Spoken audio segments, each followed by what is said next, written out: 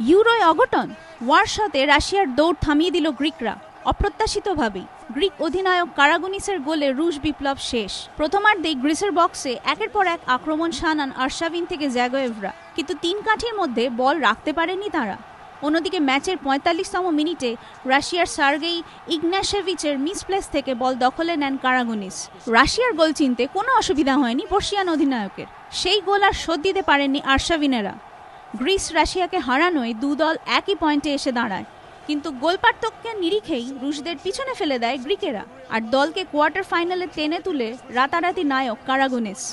অন্যদিকে গ্রুপের অন্য ম্যাচে চেক প্রজাতন্ত্রের কাছে হেরে বিদায় নিল আয়োজক দেশ পোল্যান্ড। লিগ টেবিলে টিকে থাকতে গেলে ম্যাচটা জিততেই হতো ব্লাজিকোস্কিদের, সেটা আর হলো না। চেকদের কাছে ১ গোলে বিদায় নিল তারা। ৭২তম মিনিটে বারোসের পাস থেকে ডান পায়ে দুর্দান্ত টার্নিংয়ে গোল করেন পিটার জেরাসেক। এরপর আর ফিরে তাকাতে হয়নি চেকদের। এবিপি আনন্দ।